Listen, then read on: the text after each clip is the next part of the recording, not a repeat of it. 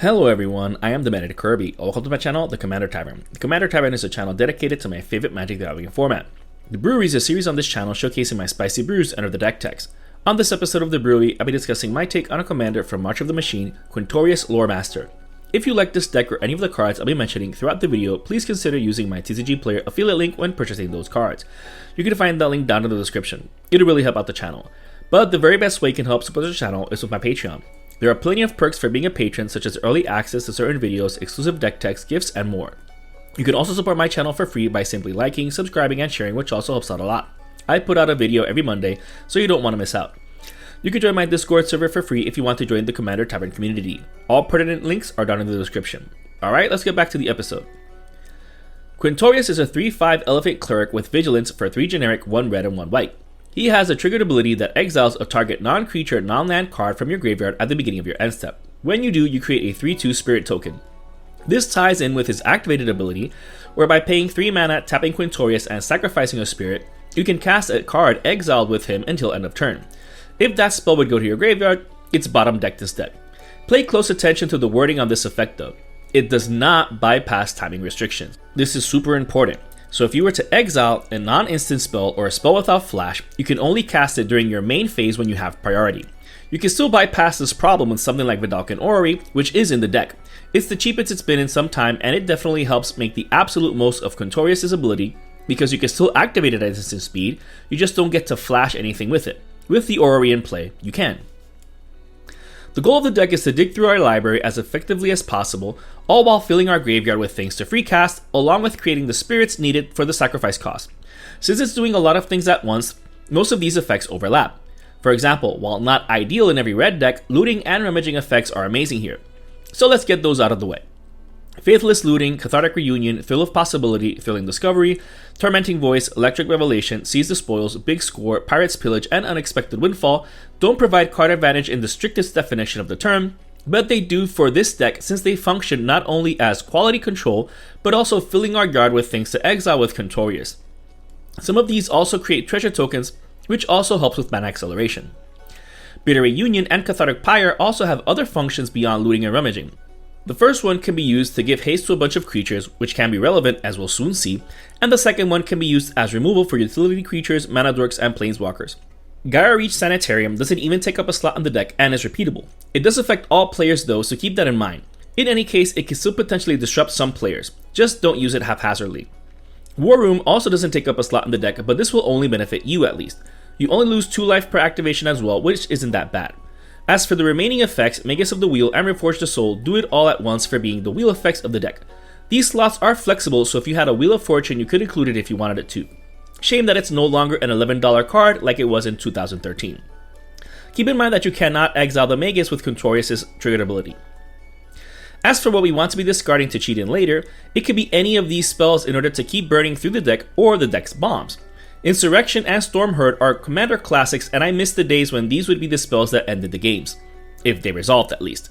It's been a while since I've played with and against these, so a blast from the past is quite fitting, flavor-wise, for the Elephantoid Historian.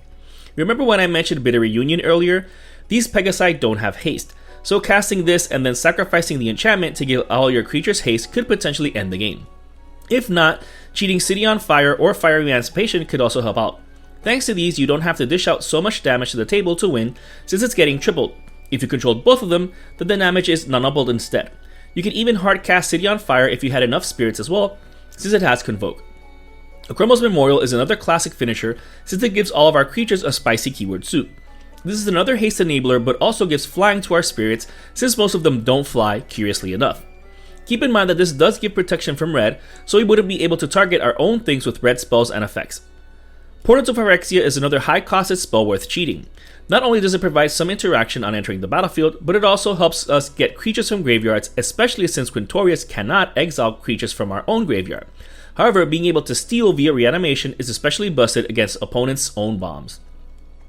Mistveil Plains is included in case anyone were to attempt to exile any bomb from our graveyard.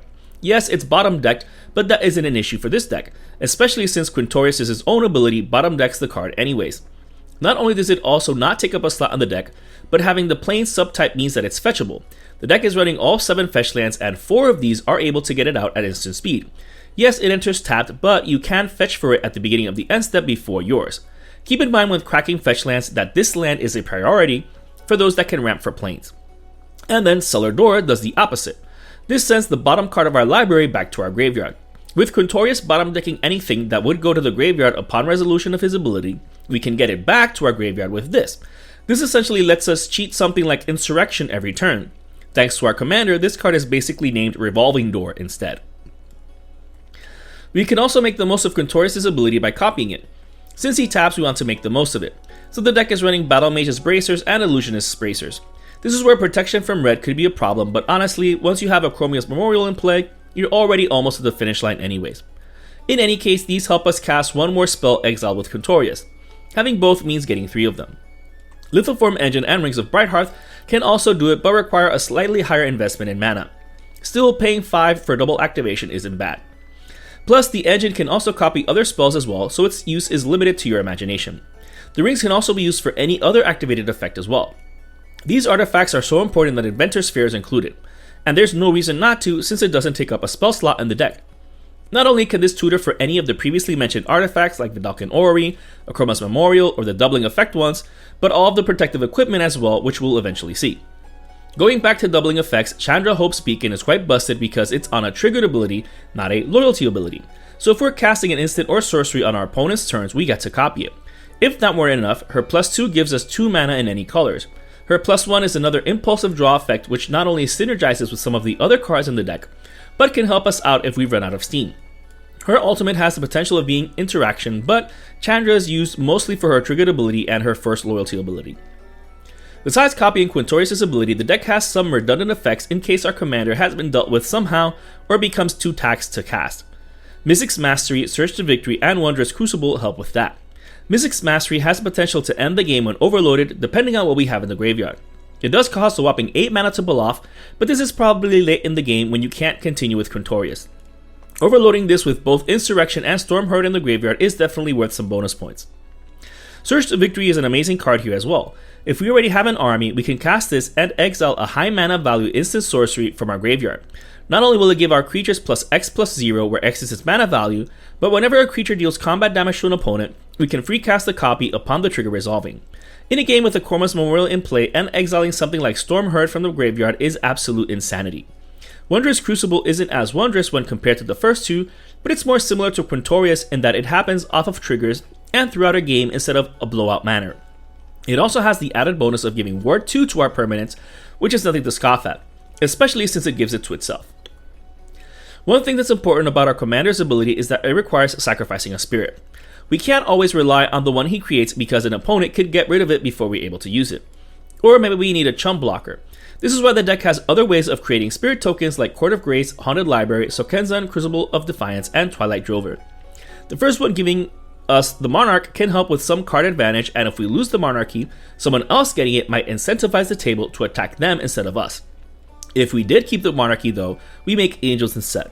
It's not bad if we do, but we'd rather have fodder for Quintorius, which can also be a good thing because then opponents might not attack into us for us to remain the Monarch and not get spirits, so it can also function as a pseudo Pillow Fort effects against more wily opponents. Haunted Library requires 1 generic mana and an opponent's creature dying, but that happens more often than not in commander games, so it's not unreliable. Sokenzan doesn't take up a slot in the deck if you aren't greedy and play it as a land if you need it as a land.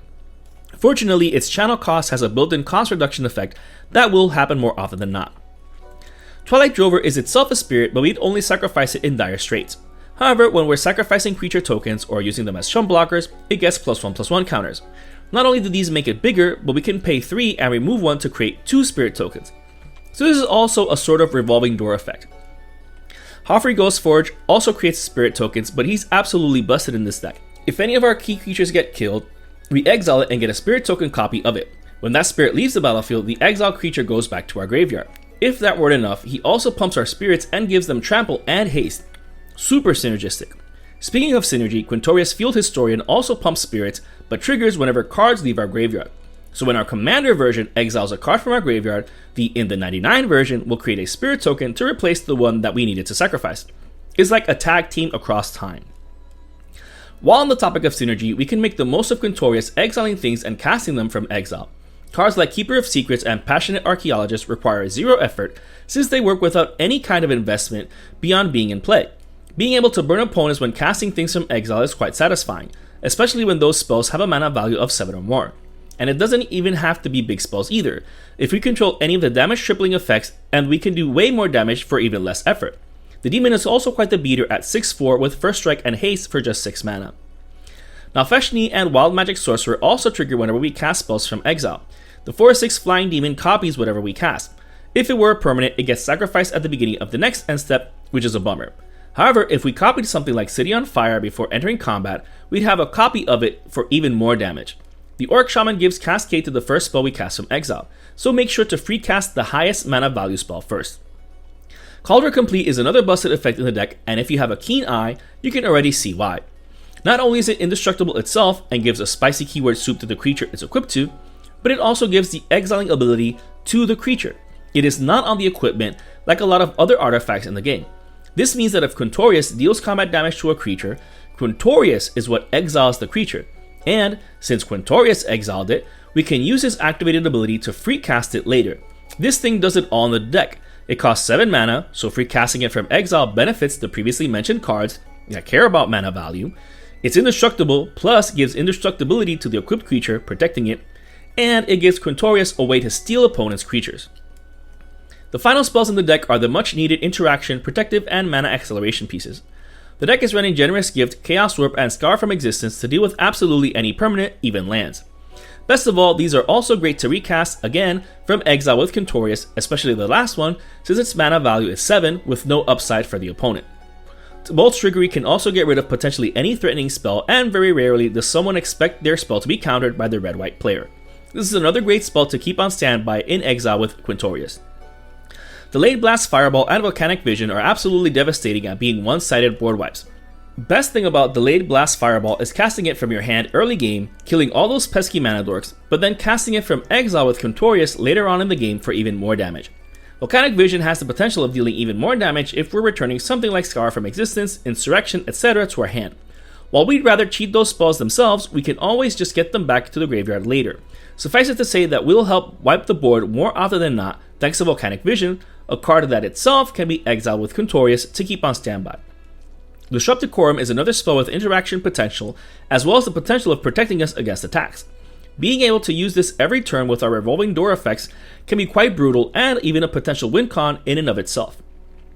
Hour of Reckoning is the deck's global ward wipe, but at least it leaves our tokens alive. It also has Convoke, so it almost never costs 7 mana to cast. But if we cast it from exile, that 7 mana value is relevant. As for protecting against others' interaction, Flawless Maneuver, Boros Charm, Clever Concealment, Teferi's Protection, and Guardian of Faith are a given. Guardian of Faith is even better in this deck since it's a spirit. We can sacrifice it to Quintorius in a pinch. Since the deck is reliant on our spirit tokens, phasing is important against negative toughness effects, mass balance effects, exile, etc.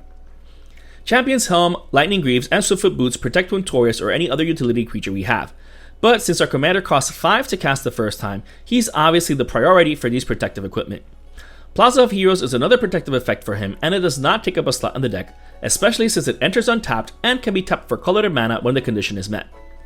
For mana acceleration, we got Bitterthorn Nissa's Animus, Sword of the Animus, Wayfarer's Bauble, Navigation Orb, Burnished Heart, and Canoptic Wraith for the land-based ramp. The deck is running some old school win cons, but back in those days, land-based mana acceleration in red-white were few and far between. At least the future is now, and hopefully we get even more. Sol Ring and other mana rocks can be red-white's only sources of mana acceleration. At least Sol Ring is the only mana rock in this deck, since land-based mana acceleration is superior to artifact-based ones. The rest of the deck is just the rest of the lands. The deck's running Sacred Foundry, Alpine Meadow, Sacred Peaks, Spectator Seating, Rugged Prairie, Clifftop Retreat, Battlefield Forge, Command Tower, and Ancient Tomb, as well as 7 of each basic land to make the most of all the basic land ramp effects. As with all of my deck techs, you can build your mana base according to your budget. Whether you include more expensive cards or even cheaper cards is up to you. You do you. This brew is just an idea of how to build around Quintorius Loremaster.